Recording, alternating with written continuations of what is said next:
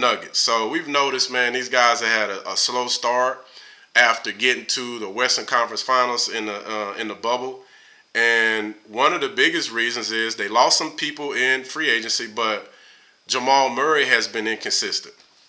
Excuse me. Now, Jamal Murray. When I look at Jamal Murray, I look at him as an overglorified six man. I think he's just I truly believe he would be better suited coming off the bench, because I don't think he's a true point guard.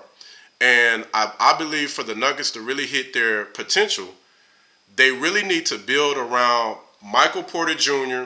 and Jokic, and for somebody else to run the point, and for Jamal Murray to come off the bench. And right now, I don't know whether or not Morris is a starting caliber point guard in the league, because he hasn't done it yet. But anytime he's come in, he's done pretty well. I wouldn't mind trying that right now. But it looks like they're trying to turn Michael Porter Jr. into just a spot up 3-point shooter. They really don't run any sets for him, and he's so much more than that. To me, this guy reminds me of Dirk Nowitzki. Like, I think you can get it to him in his spots on the post, shoot right over guys. He can shoot the fadeaway. He's got a really nice touch from 3-point line. He can dribble and create some space and get to the basket and create his own shot. But for some reason, man, they keep trying to push Jamal Murray. And for me, he's too streaky. This guy's up and down. In the bubble, we seen him have a great series against Utah. He had that 50-point game, but as soon as the next series, he's up and down, man.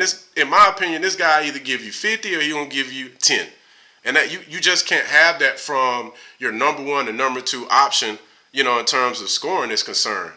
So the other thing about him is, to free him up, they run so many ball screens to try to create some space for him. But when it comes to the shot clock, when the shot clock is down and your sets don't work, and now you gotta create even and make really tough shots. Like, yeah, when he's on, man. He can hit 10 in a row. But when he's cold, man, like, he shoots you out of the game. And he's really got to work hard. If you put a guy just a little bit taller than him to defend him with equal to more athleticism, like, he's gonna struggle. And so, my thing is, maybe even if they don't do it next year, by next year, they really need to start looking at building around Michael Porter Jr., assuming, he can stay healthy and everything. I think this guy has potential to be a superstar player. Going back to high school, I think he was a number one and number two player in the nation, coming into college. He wasn't able to show it in college, and because he had back surgery. He had a back injury, and he had back surgery, and that's what hurt his draft stock. So he fell to the teens in terms of the draft. He fell right outside of the draft lottery. So I think he was somewhere around 15 or something like that.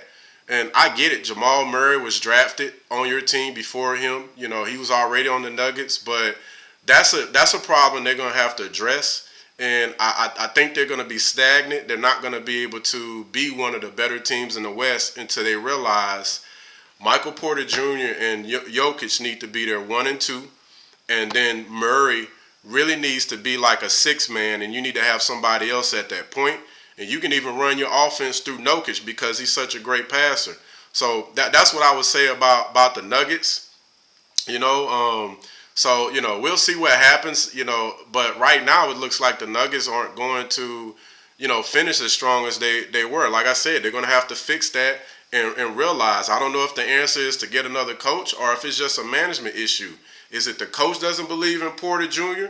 or is it management? We hear comments from Malone constantly. I've heard it this year. I've heard it in the bubble. We got to find minutes. Why do you have to find minutes for this guy? Like, like, he's one of the best players on your team. Like, he's at least top 3 right now. So you shouldn't have to find minutes. Just like you shouldn't have to find ways to get him the ball, like run sets for him. Like, that's so, like I said, I don't know if it's a management issue or if it's the coach, but that really needs to get fixed if they're going to reach their potential as a team. Another team, man, for them to reach their potential, I think, is for the Sixers to do what they want to do. I think they need to make a trade. So I watched them play the Lakers. I watched the Sixers, in other games too. But in the Lakers game,